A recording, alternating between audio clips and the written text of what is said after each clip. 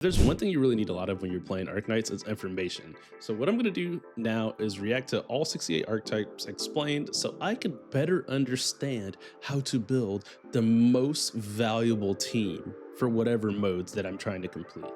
So let's get into it. The mechanics and systems are a little bit funky and not always clearly explained. Global translations and Ian can't read make for a frightening duo. With 8 classes in the game, Ian can't read. You know what? That's fair, bro.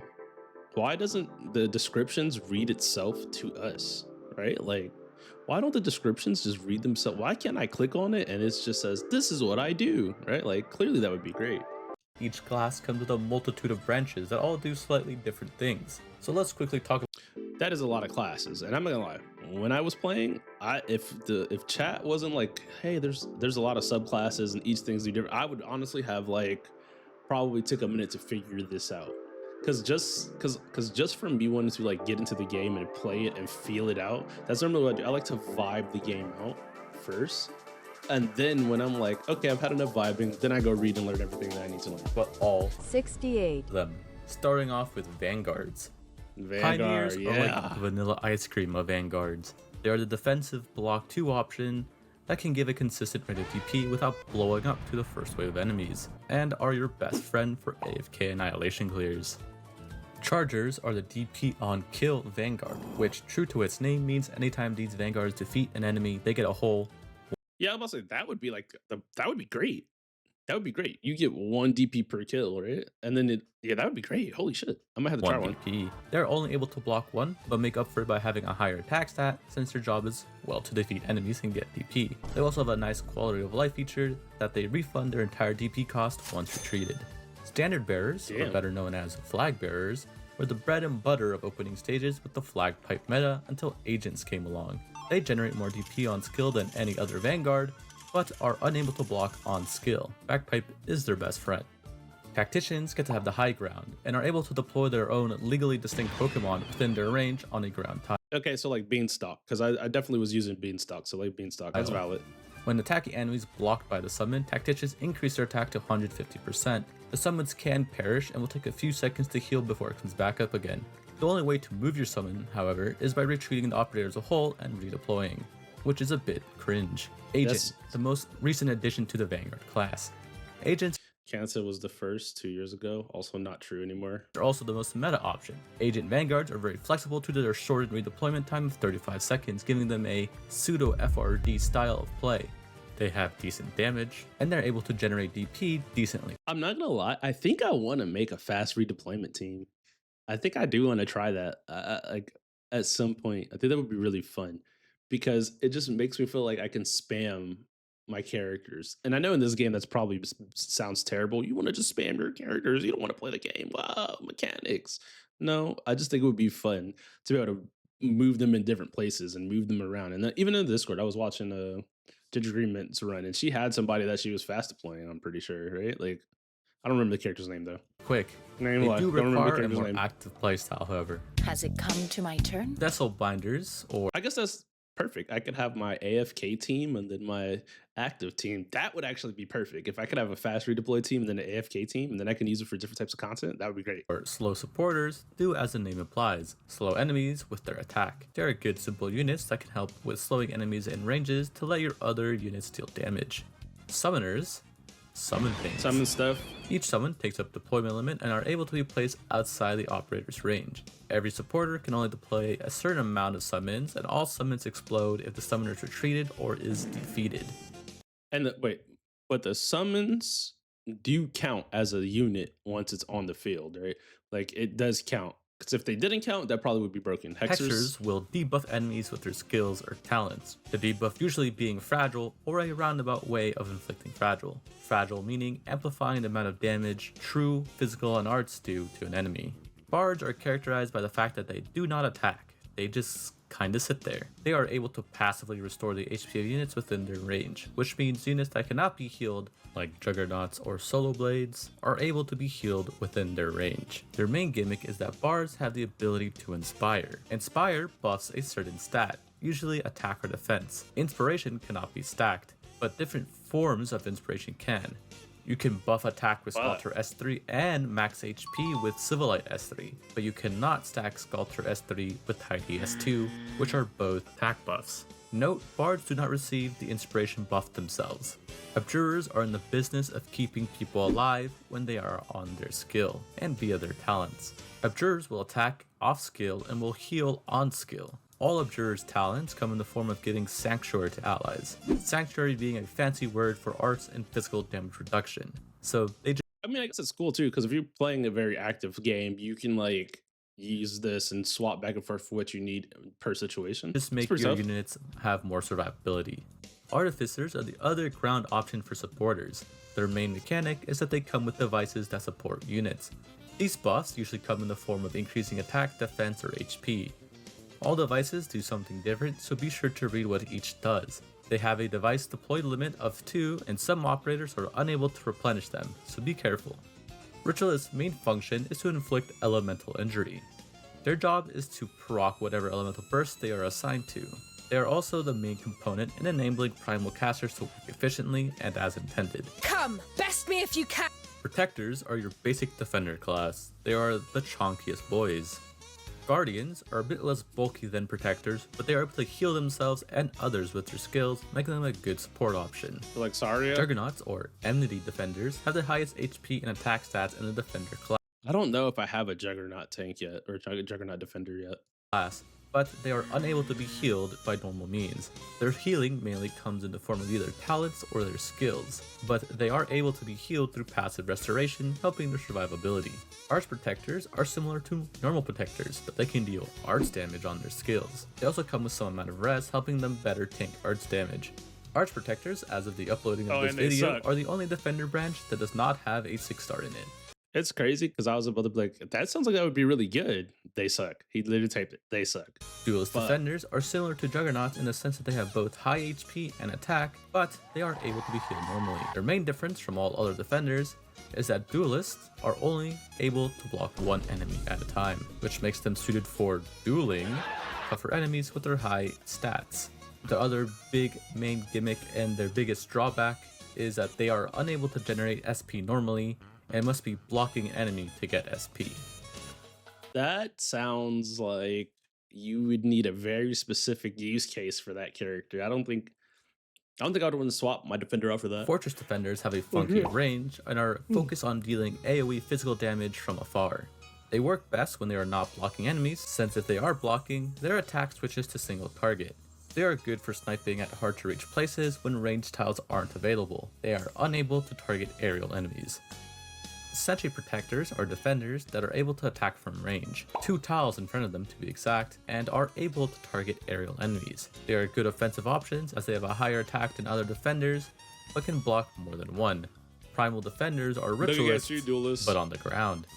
Despite having the name Primal, Primal defenders are meant to deal elemental injury and proc elemental bursts with their skills and talents, as opposed to taking advantage of elemental bursts like primal casters do. They are a bit less tanky, but come with res and ways to This design is cool though for this character.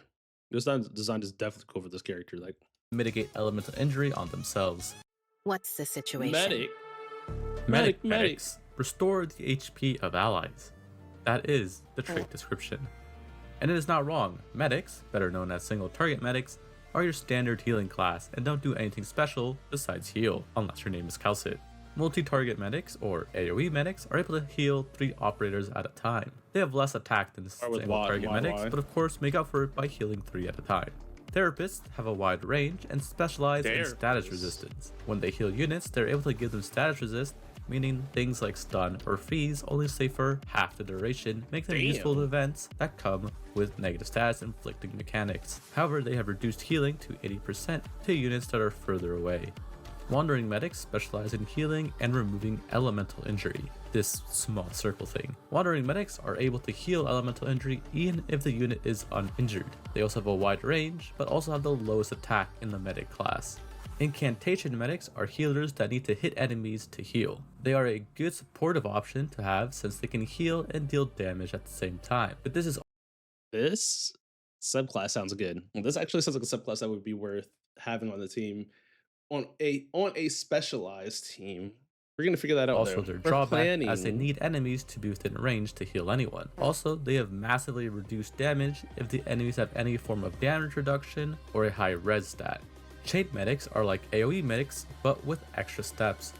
Every time they heal a unit, the heal bounces between 3 units, with the healing reduced by 25% That's pretty per cool, too. bounce. The chain mechanic lets them heal outside their typical range though, which can be useful on certain stages. This is your last chance to pull out.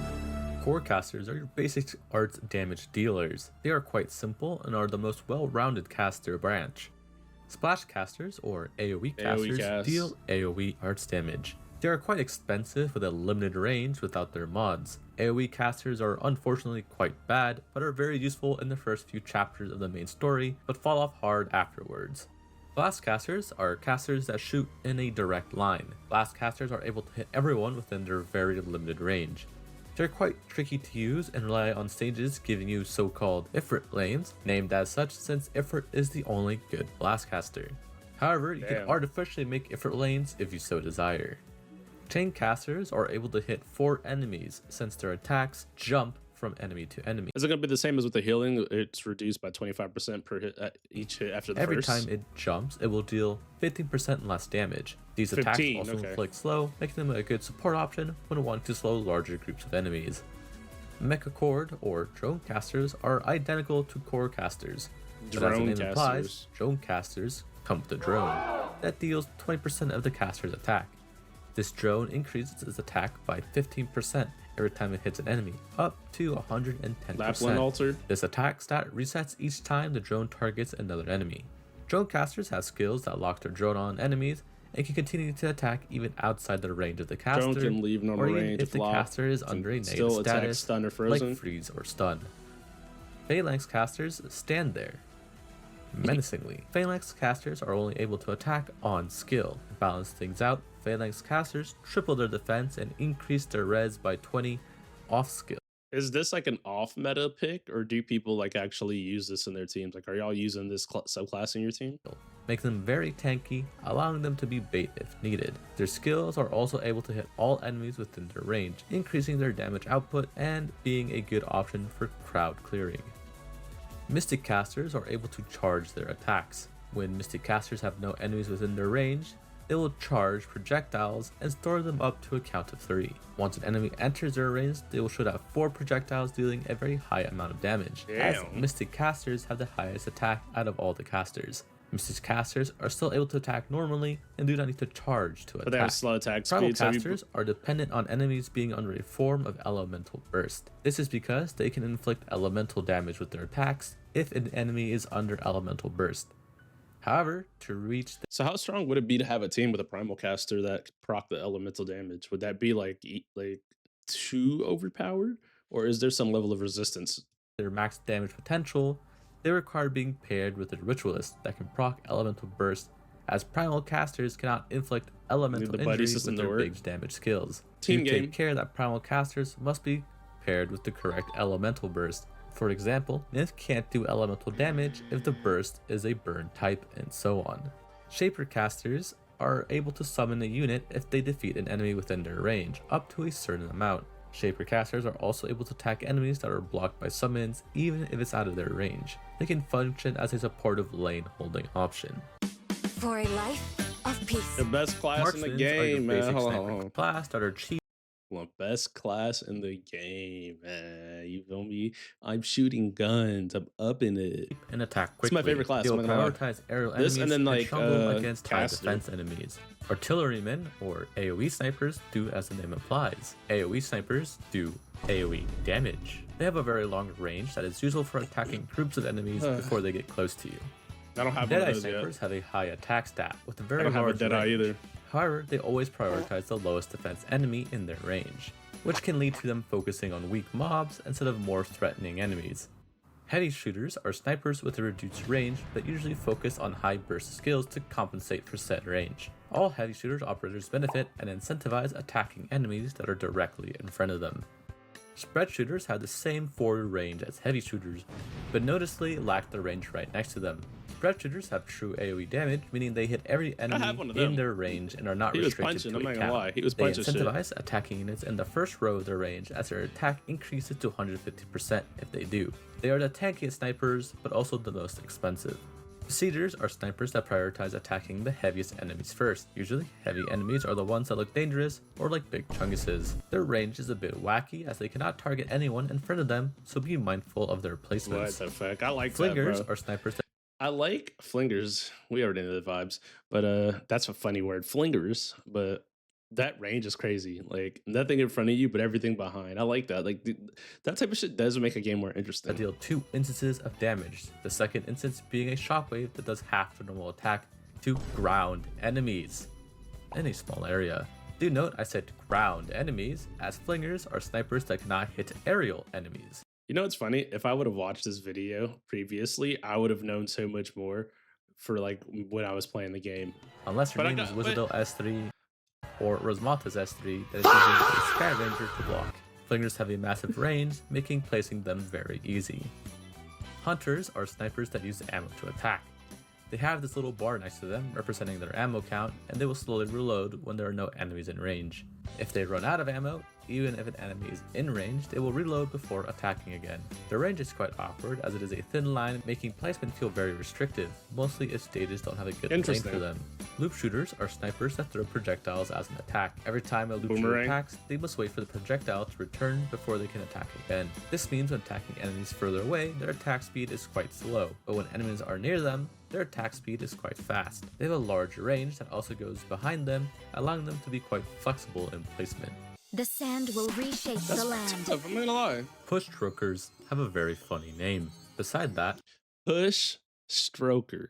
Imagine you are in a game, you're like, oh, okay, cool. I'm gonna get my class and my subclass, and then they're just like, you're a push stroker. Yeah, you push stroker. That's crazy. pushers, well, push things. They're able to be placed on both melee and stroker. ranged tiles. Pushers are also able to attack enemies up to their block count like a Centurion Guard. Get creative. Hookmasters, or pullers, are the opposite. They pull things. They can be placed on both ranged and melee tiles, and are able to attack aerial enemies. Get creative. Executors, or fast redeploys, for short, are operators with a reduced redeploy time of 18 seconds. They're best used to go around the stage to clear enemies, beat bait, or make last minute saves. Very spammable. Ambushers are specialists that have zero I think I do want to make a fast redeploy team. That does sound really good. That's gonna be the next thing we invest in, honestly. block, and are able to attack everyone in their Yeah. range. Ambushers are able to be placed more aggressively due to having innate dodge built into their mechanics. They also have a -1 aggression level, meaning they will always be the last in the list of priority for when enemies are attacking, increasing their survivability. They attack quite slowly. Geeks are specialists that lose 3% of HP every second, which can drain to KOing themselves. However, this will no longer be the case Geek. in a few months.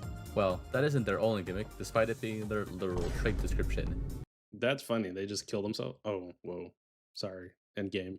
They just delete themselves. There you Geeks go. are the only ones in the game that are able to engage in the fun pastime of friendly fire.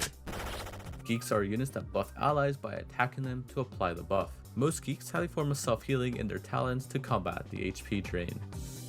Merchants eat 3 DP every 3 seconds, but have a reduced redeployment time of 25 seconds.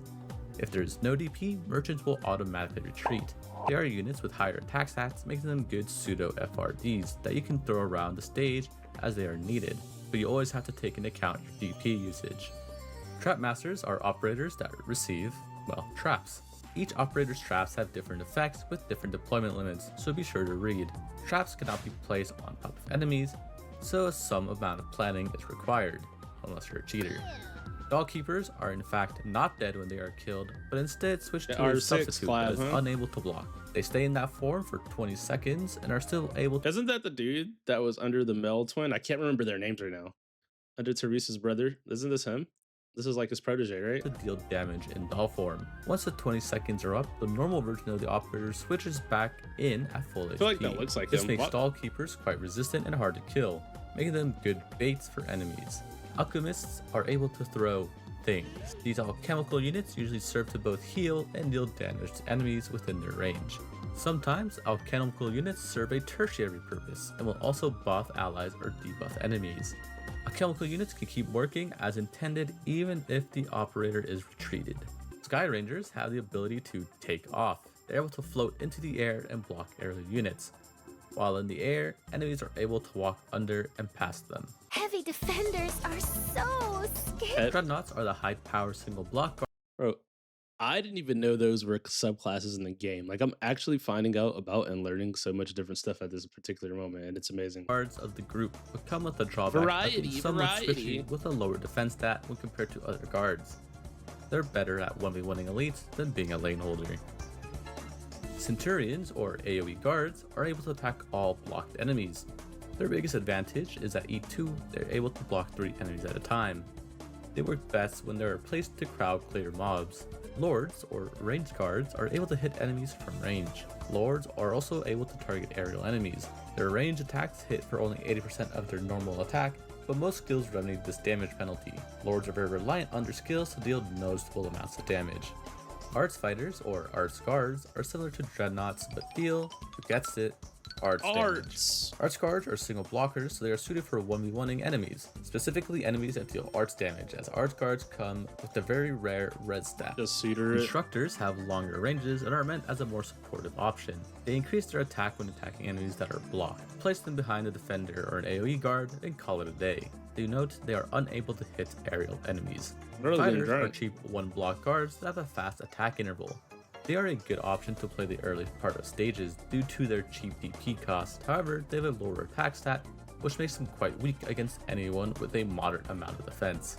Swordmasters are guards that deal 2 hits with their attacks. Swordmasters are characterized by their focus on offensive recovery burst skills to deal the bulk amount of their damage. While their attacks deal 2 hits, for SP purposes, they only give 1 SP per attack. Solo Blades, or the artist formerly known as Musha guards, are a strong single block guard like dreadnoughts. Their difference being that they are unable to be. See, this character's on banner, and like they look interesting, but at the same time, healed. They restore HP every time they attack an enemy.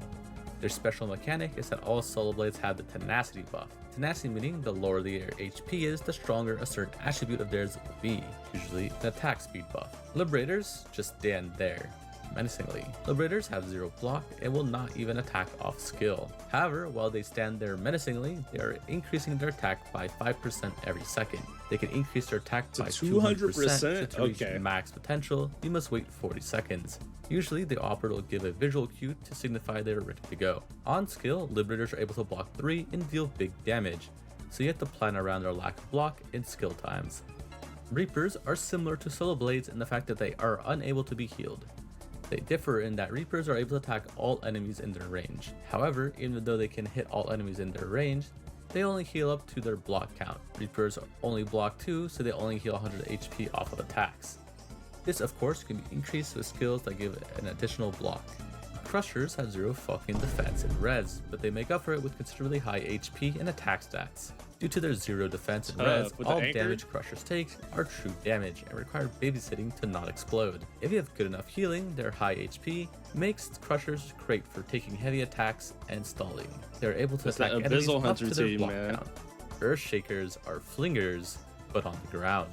They are able to block only 2, but if other enemies are passing through them, Earthshakers are able to deal extra bits of damage from AoE shockwaves. Primal Guards are the newest branch added to the game. Well, at the time of writing and working on this video, that was true, but with the newest event on CN, we have a new Vanguard branch known as Strategist. They buff operators that are in the deployment zone via their skills and talents. Okay, back to the guards.